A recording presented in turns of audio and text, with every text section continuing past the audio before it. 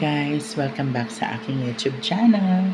At andito tayo ngayon sa bahay kasi dumating yung aking bagong assistant and kailangan nalaglag na. Kailangan kong i-guide muna siya dito sa bahay kung ano yung mga dapat niyang gawin bago ako magtungo sa laundry. So, ayun nga. Sa madaling sabi, andito na siya, yung assistant ko dito sa bahay. And may update tayo tungkol kay Australiano. Diba nakwento ko sa inyo sa isang vlog? Pinagbigyan natin siya na magbago. Actually, hindi siya nagbago. Hindi siya nagbago.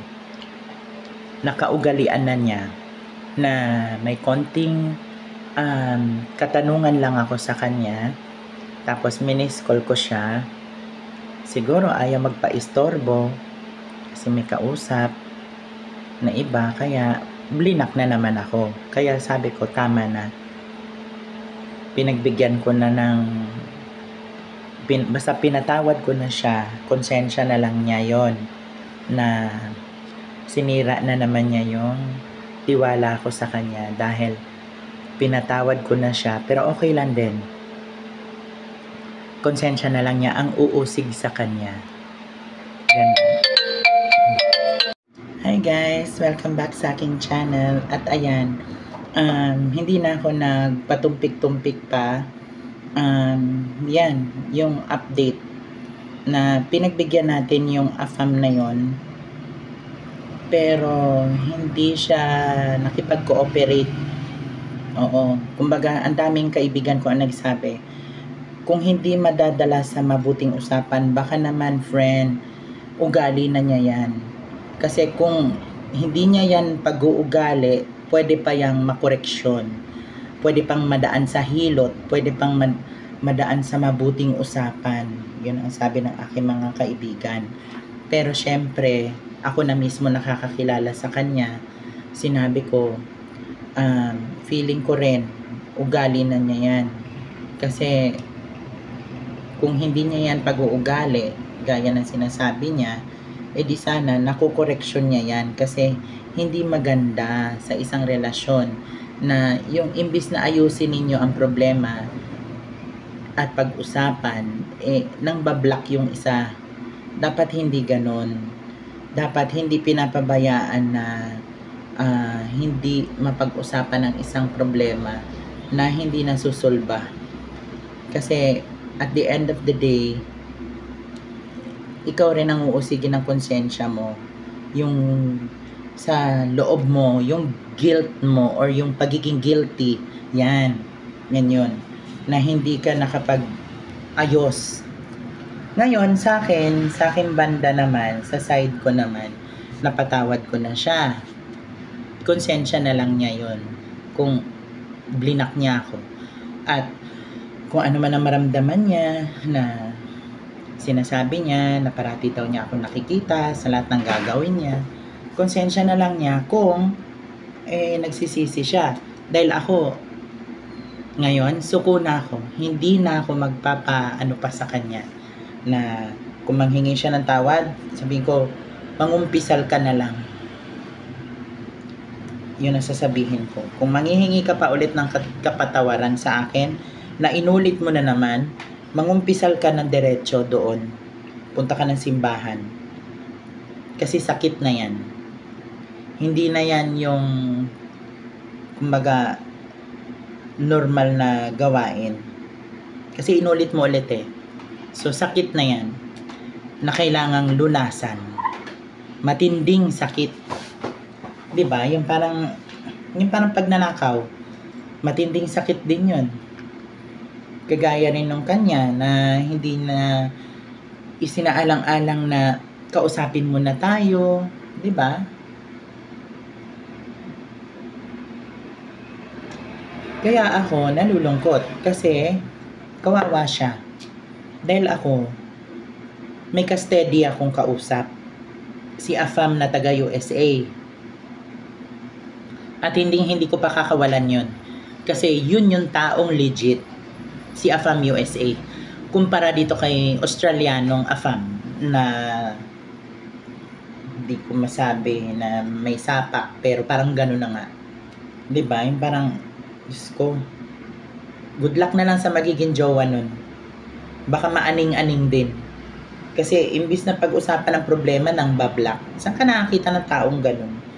'Di ba? Yung pwede naman pag-usapan pero bakit kailangan mang-block? Hindi ko gets. 'Di ba? Yung parang hindi ko gets, bakit kailangan mang-block? Pwede naman pag-usapan. 'Di ba? Ewan ko, baka may malaking problema na yan sa pag-iisip. Kasi bakit inulit na naman? So, it means to say, talagang, ano na niya yan? Sakit na niya yan at pag-uugali na. Ayan. So, yun guys, yung ating update. And, sa napansin nyo, nag-iba yung ating ayos, lalo na ang background natin. Nagpunta na kasi ako ng shop. At dito na ako na get ready with me. Hindi ko na binidyohan pa yung get ready with me. Nag-ayos na ako ng mukha pagdating dito. Although dun sa bahay yung kanina na nag-merienda tayo for agahan, no nakita nyo, medyo ano pa tayo nun, haggard. So, ngayon, masasabi ko, fresh from the farm. So, yun guys, kung bago ka lang sa aking channel, don't forget to hit the like. Okay? Bye! And also, don't forget to hit the subscribe button, mga guys, ha? So, ayun, bonus clip ito. So, payo ko lang sa inyo, kapag magmamahal kayo, lawakan ang pag-uunawa.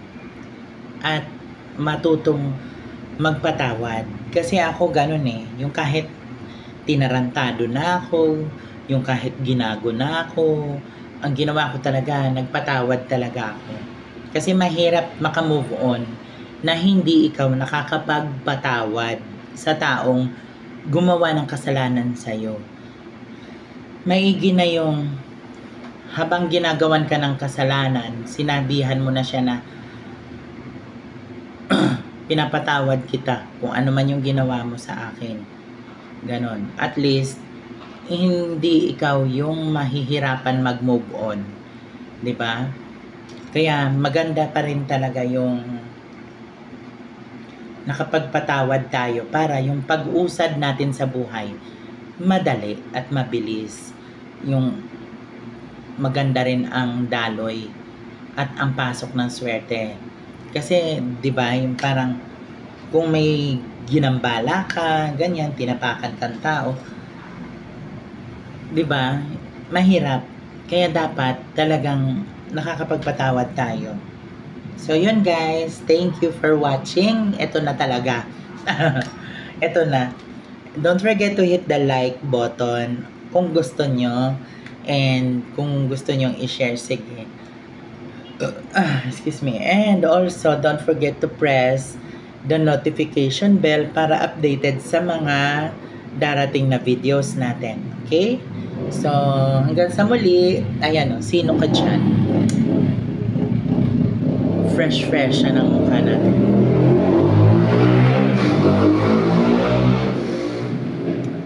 Ayan o. Diba? Fresh yan. Sino ka dyan? Diba? Ganda, diba? Nadala ng pilik mata at ng powder. So, yun guys. Bye!